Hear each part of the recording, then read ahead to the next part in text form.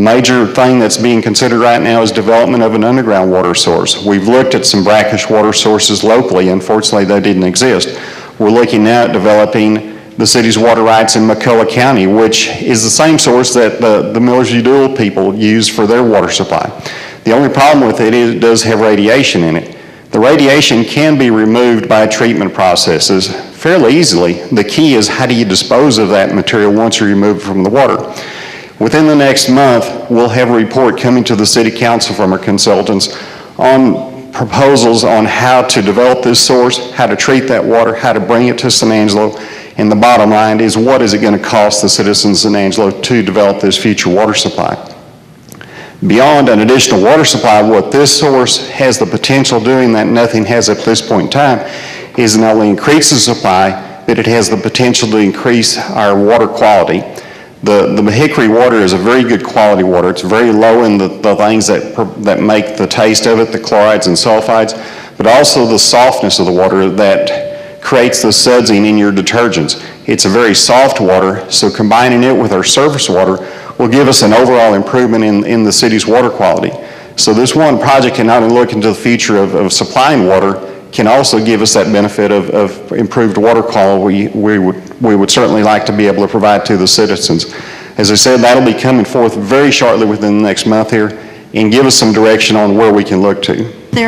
As long as they're also renovating their infrastructure, because their infrastructure is horrible, as we know, living out at Wall. So, you know, how is it going to get to here if, you know what I'm saying? As far as that, the one issue that is brought up is Millers-Udall does serve some portions within the city limits, particularly out on the southeast side of town. The city provides fire protection for those portions of the town, but we cannot serve those residences that are being served by Millers-Udall at this point in time by state law. Millers-Udall is going through a system renovation at this point in time to improve their pipelines as well as their water supply, and hopefully they can improve the quality of the services they're providing and improve that dependability. At some point in the future, we hope that there could be some agreements reached where the city could possibly service some of the area that Millers-Udall currently is. But at this point in time, due to their financing structures and to their obligations on their requirements, we cannot serve those areas at this time. I think the other part of the question that you asked was that you heard we're selling water rights. We're not. We haven't sold any water rights that I know of. We've sold land where we've purchased water rights, but the water right itself hasn't been sold. Is that correct, Will? We actually have purchased water rights, and so that may be part of the confusion. The other aspect is also that we've had a long-term agreement with the irrigation group to where they have by contract rights to water from Twin Buttes, and we have adjusted that agreement to where we send them gray water from our wastewater treatment plant that they can utilize instead of taking the full allocation from the lake. Correct? Okay. So that may be part of what you're hearing, but no, we're not selling water rights. In terms of downtown, we actually have parking control. We have time parking, and so we do have someone that makes sure that there is a rotation in that. I will tell you that downtown, San Angelo requested that we create 3-hour parking because at the request of their members and the various business owners. And so we don't have the meters anymore, but we do have the time parking and parking control.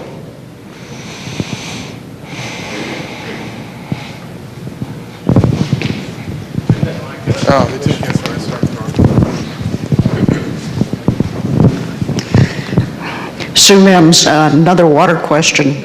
Certainly, wastewater or stormwater is on a lot of minds these days. Has the city given any consideration to perhaps assisting in moderating the cost to homeowners and to businesses by working some kind of approved rainwater capture system that could help alleviate the volume of water coming through, be used also on site for lawns and things like that?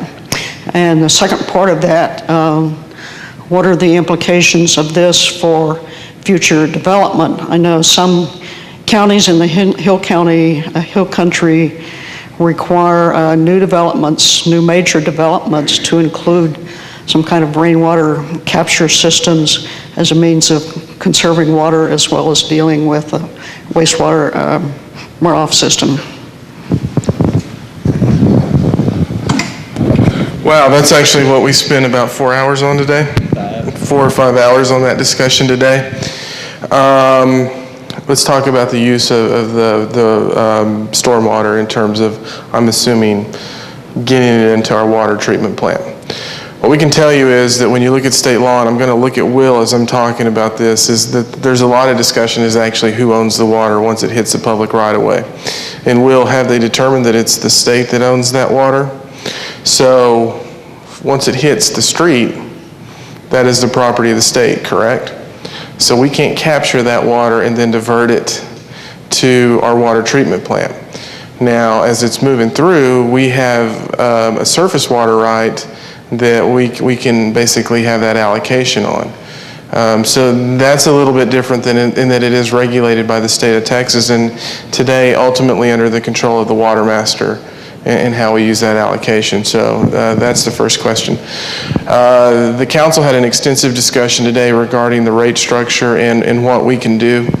And at heart of that was looking at the residential rates versus the commercial. And they have given us some direction to bring some information back. And I know that one of the focuses was minimizing the impact on both the residential component and the commercial component. One of the items that we are going to have, though, is we are going to give both residential and non-residential the ability to appeal the process, and ultimately, if they are controlling it, have the ability to minimize the rates that they will pay. Now, specifically with regard to future development, we are still in discussions regarding the requirements for the various groups, and we haven't brought that to council for a formal adoption, but it does look into those issues and how that we can minimize the problem before it hits our streets, and there are some discussions on that, but that will be coming to the council in the future.